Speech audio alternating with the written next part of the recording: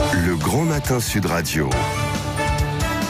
L'enquête de la matinée. Et notre enquête ce matin, on parle de cette grève, on parle de retraite, et les cheminots ont-ils raison de faire grève? Donc pour l'instant, vous êtes plutôt très positif sur Sud Radio, très négatif sur sudradio.fr. Oui, c'est ça. Vous, sur le compte Twitter, vous êtes non à 53%. Oui. Et c'est l'inverse sur Facebook. Vous dites oui à 77%.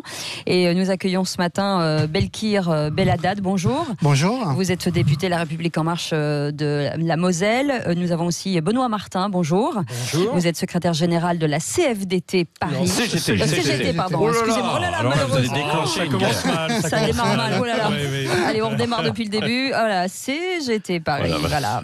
Merci d'être avec nous. Et nous avons déjà au standard Erio qui nous appelle au 0826 300 300. Bonjour Erio. Bonjour Ariel. Bonjour. Bienvenue sur Sud Radio. Oui. Je vais commencer par une question. Oui. Dites-moi, quelle catégorie professionnelle ne se plaint pas de ses retraites? Oui, ça, c'est une bonne vrai. C'est question. une très bonne question. Oui. Mais il y en a pas beaucoup. Oui, alors je vais vous donner la réponse. J'ai 58 ans, j'ai jamais entendu un député, un sénateur se plaindre de leur retraite. Alors je pense que nous avons un exemple. On a va un vous député. répondre. On a un député. Oui, Il va donc répondre. on a un exemple de fonctionnement qui n'est sûrement pas déficitaire non plus, et étant donné que c'est nous qui la payons. Donc voilà, donc je pense que si on veut faire des exemples, il faut élever et aller vers le haut que de descendre toujours vers le bas. Oui. Non mais c'est pas faux. Restez avec nous en ligne, Ario. Belkir Belhaddad, Oui.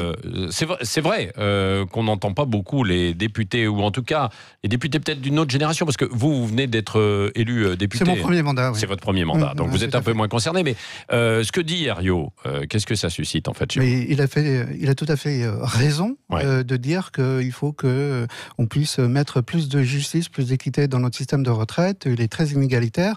Et pour parler des députés et par rapport à sa question, nous n'avons pas attendu ce projet de réforme de retraite pour se l'appliquer à nous-mêmes, puisque les députés ont décidé au 1er janvier 2010 d'être au régime commun et de ne plus avoir de régime spécialisé. Oui. Donc, je pense que si on demande des efforts aux Français, il faut que nous-mêmes, nous puissions nous les appliquer. C'est ce qu'on a fait depuis. Et pendant de trop nombreuses années, c'est vrai que ce n'était pas, qu'il y avait un différentiel qui était assez conséquent, quoi. Assez important, oui. Oui. Erio, avant Benoît Martin, vous voulez réagir, continuer? Oui. Non, c'était une question que je posais. Il faut que ça soit aussi valable aussi pour les retraites de reversion pour les conjoints restants. Les conjoints. Non, mais ça c'est vrai. Et on s'aperçoit aussi que les députés et sénateurs ont X pourcentage de la retraite qui est reversée sans aucune condition de revenu.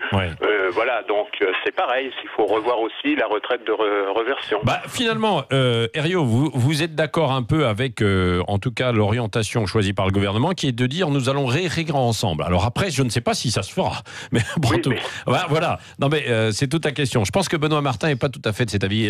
Merci Erio, et vous pouvez rester avec nous et vous continuez de nous appeler au 0826 300 300. Benoît Martin. Oui, alors comptez sur moi pour taquiner les députés et les sénateurs qui, eux, ont conservé leur régime particulier, d'ailleurs, les sénateurs. Mais ne comptez pas sur moi pour faire dans l'antiparlementarisme. Ce n'est pas du tout mon propos. Il existe 42 régimes particuliers, de même qu'il existe 600 conventions collectives. À un moment donné, il faut regarder comment les choses se passent métier par métier, profession par profession, pour voir quelles sont les garanties collectives applicables à une branche professionnelle les plus adaptées. Il faut tout remettre sur la table, alors, non? Alors, ce qu'il faudrait remettre à la table, c'est l'âge sur la table, c'est l'âge de départ à la retraite. Nous, on est pour l'âge de départ à 60 ans, maximum, et on prouve que c'est possible. Mais là, ça parle de la répartition des richesses, car 60 ans à taux plein ou 60 ans possibilité de départ? Parce que ça, c'est un peu différent. Alors, la CGT, on est pour un départ à 60 ans à taux plein, avec un minimum de 75%. En termes de taux de remplacement. Vous savez ce que c'est que le taux de remplacement? C'est par rapport à la valeur du salaire moyen ou de fin de carrière selon les cas qui a été calculé, c'est avoir 75% de ce montant. Ouais. Cécile, des réactions. Oui, on a pour vous, Benoît Martin, une réaction de C'est pas gagné qui dit: il est hallucinant de voir que les syndicats, CGT en tête, se battent pour défendre des privilèges qu'ils claireront vouloir abolir. Mais en fait, pour ces gens, la gauche signifie super, les autres vont partager avec moi, mais surtout pas l'inverse. Alors, ces gens, c'est qui ces gens? Voilà, il existe la grande partie des gens dans notre pays, les adultes en âge de travailler, hein, les actifs, donc vivent de leur travail, hein, qu'ils soient salariés, fonctionnaires, artisans, auto-entrepreneurs, etc. Et donc voilà, il existe c'est l'histoire, c'est le fruit de l'histoire. L'histoire a fabriqué des régimes particuliers, une différenciation. Il y a eu un pari qui a été fait en 45-46 et la CGT a joué un rôle là-dedans, hein, d'unifier un certain nombre de choses. L'histoire en a décidé autrement. Hein. Donc on ne va pas revenir sur l'histoire. Aujourd'hui, la réforme qui est proposée consiste à niveler par le bas. Et donc pour nous, il n'est pas question de niveler par le bas. Donc on est pour le maintien de l'existant, des régimes existants, et puis pour un retour de l'âge à la retraite de 60 ans. Ouais, allez, on en parle dans un instant avec vos réactions et Belkir Belhaddad qui va aussi nous dire ce qui doit être mis sur la table, et puis les auditeurs qui sont en ligne. On a déjà Laurent au téléphone qui nous appelle de Nîmes, et vous continuez de nous appeler 0826 300 300 et commentez sur les réseaux sociaux, on vous répondra en direct. Il est 9h28, on revient dans un instant. Le Grand Matin Sud Radio. L'enquête de la matinée. 9h31, merci d'être avec nous ce matin. On vous parle de cette grève. Avec la question: les cheminots ont-ils raison de faire grève? On en parle avec Belkir Belhaddad, député La République En Marche de Moselle, et Benoît Martin, secrétaire général de la CGT de Paris. Avec un message pour vous, monsieur Belhaddad. Il y a beaucoup de réactions. Oui, beaucoup de réactions. Mais là, vous avez choisi un message à destination. Un chacun. Voilà. Christelle qui nous dit: tout le pays doit faire grève. Il n'y a qu'en bloquant l'économie d'Emmanuel Macron qu'il cédera. La grève est un sacrifice, certes, mais au regard de ce qu'on obtiendrait, la solution magique, c'est pas une journée, mais la grève illimitée. Ah bah alors, il annonce sa couleur. Voilà, il annonce sa couleur, Christelle. Ouais. Oui, alors il faut savoir de quoi on parle exactement. On parle aujourd'hui d'un système qui est à bout de souffle, hein, qui économiquement, avec les réformes passées de 93, 2004, 2010, etc., ont permis à peu près de rééquilibrer le système, mais malgré tout, on a quand même de très nombreuses inégalités. Les femmes qui partent avec des pensions de 25 à 40% moins élevées, avec des carrières identiques, mais des revenus qui ne le sont pas du tout. Je vous prends un exemple.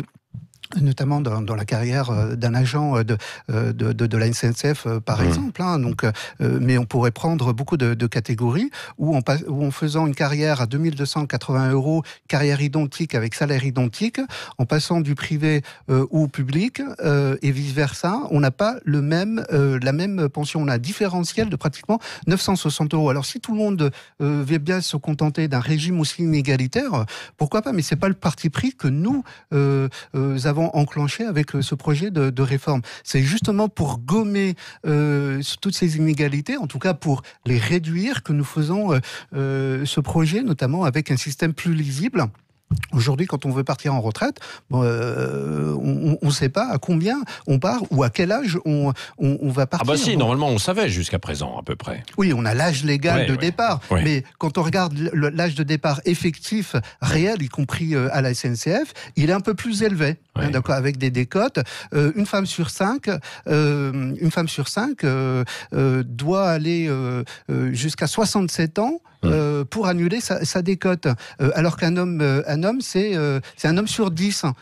Donc, ces inégalités, on ne peut plus les accepter. Donc, ce qu'on veut mettre en place, c'est un système qui soit plus juste et plus équitable pour au détriment de certains. Bon, Benoît Martin, vous allez réagir en fait dans un instant, mais il y a Laurent qui nous appelle, qui est en ligne avec nous de Nîmes au 0826 300 300 sur Sud Radio. Bonjour Laurent, bienvenue sur Sud Radio. Oui, bonjour Laurent. Bonjour. Oui. Bonjour.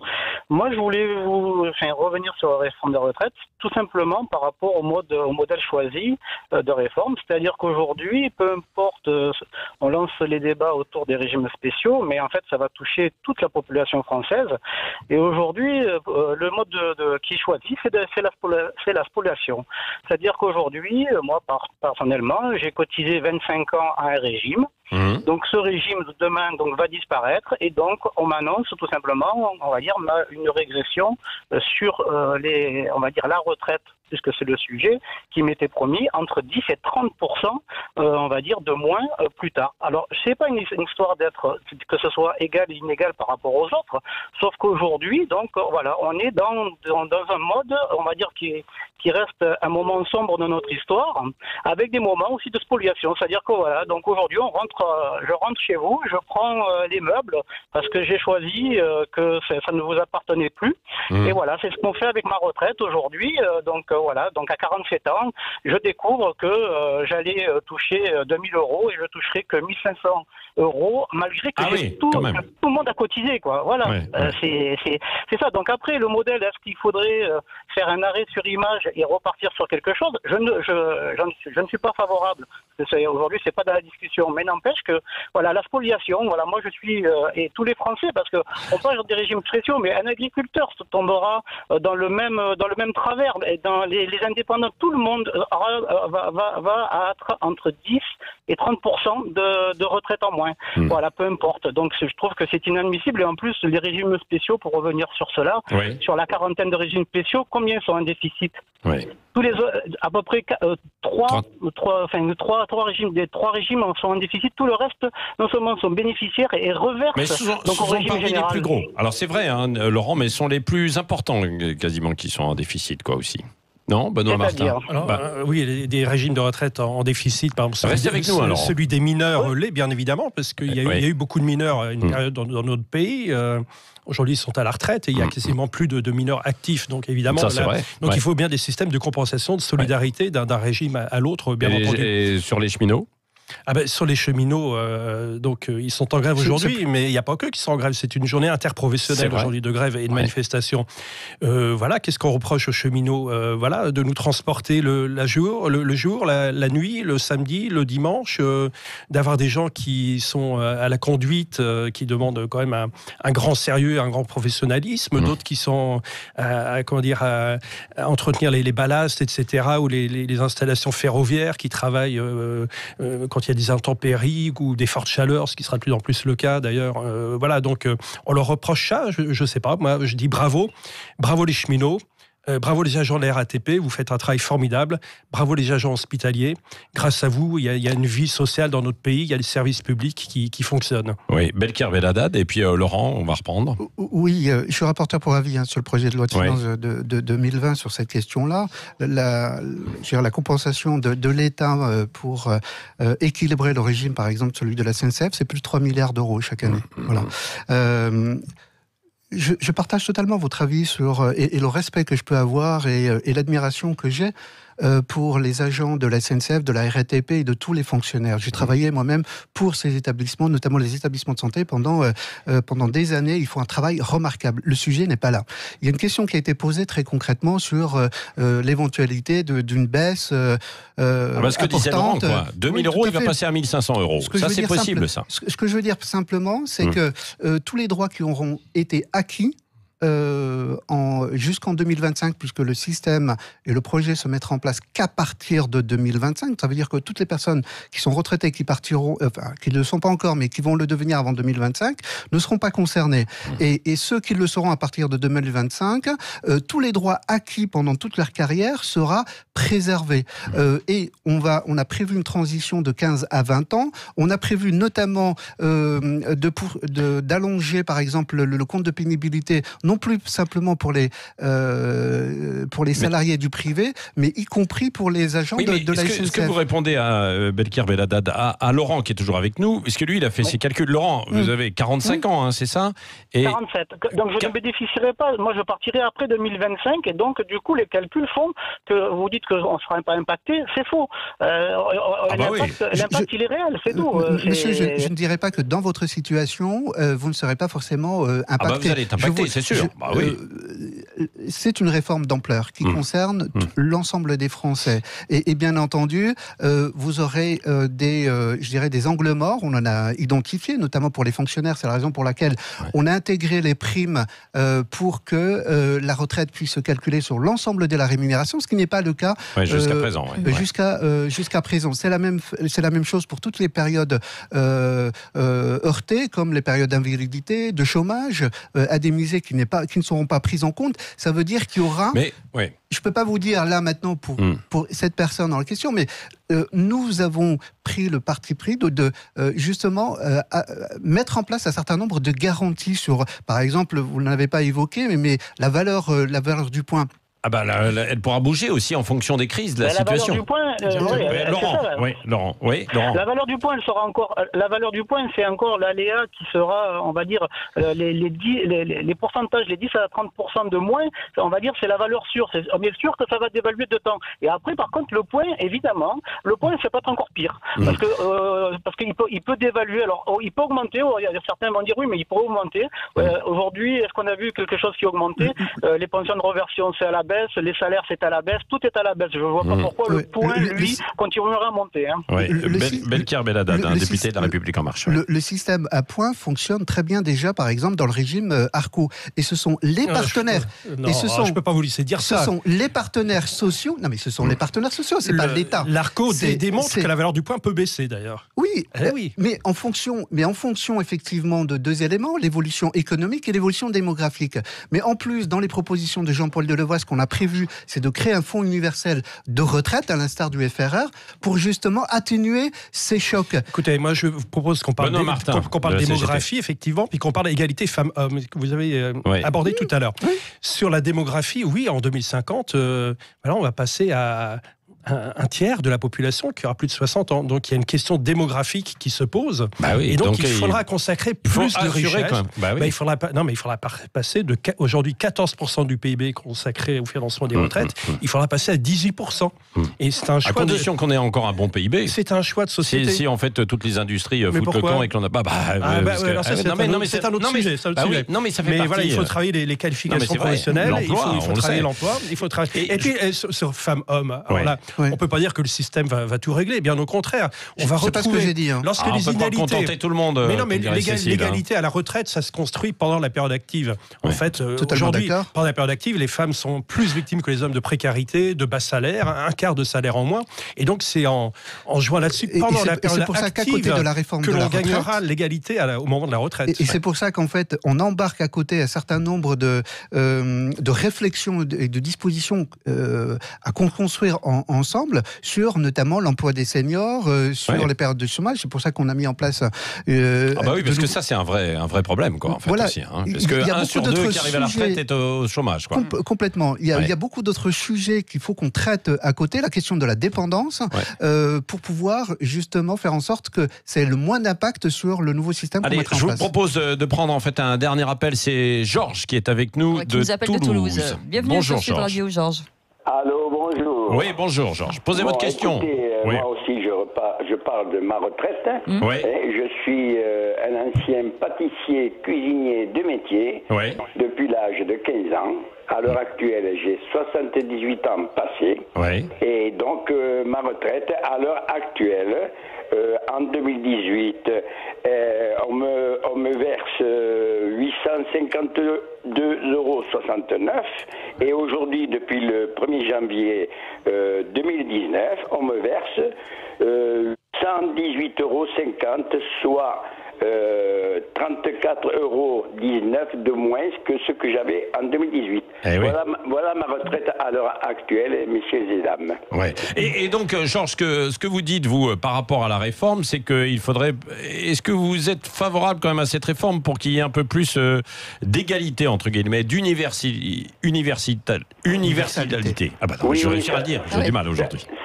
Ça c'est... Oui, c'est sûr, parce que quand je vois, moi, le travail que j'ai produit depuis l'âge de 15 ans, messieurs, dames, et ça n'avait rien à voir avec ce qu'il y a maintenant, d'accord Et vous êtes d'accord là-dessus. Et comme, par exemple, aussi, si on reprend les anciens cheminots, ça n'a rien à voir avec les cheminots de maintenant.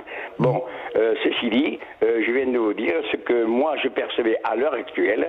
Est-ce qu'avec ça, je peux vivre correctement? Comment vous faites, Georges? Comment vous faites, oui, justement.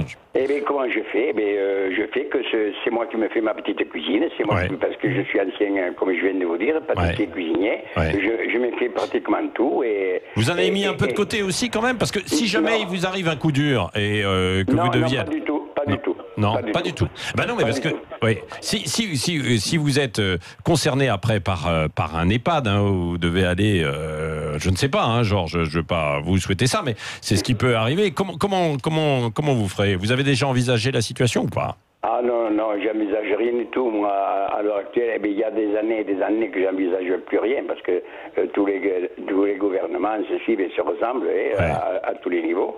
Et donc, voilà, moi, ce qui compte pour moi, c'est de voir qu'encore aujourd'hui, on tape, comme on vient de dire à l'instant, sur tous les petits et les gros profitent de tout. Et quand je vois que nous avons affaire à un président de la République et Monsieur Macron qui, à part d'avoir tenu un stylo, il ne sait pas ce que c'est que travailler dans la vie.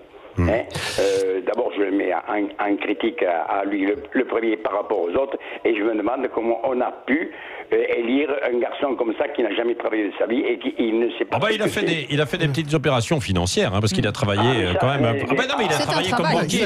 C'est un travail aussi, quoi. Les financiers, oui, mais non. Vous connaissez le financier en pâtisserie, lui, il connaît en fait un autre financier. Pas mal, Patrick. Oui, bon, d'accord, oui. Non, mais c'est un peu du mot. Il sait tenir un stylo, mais c'est tout.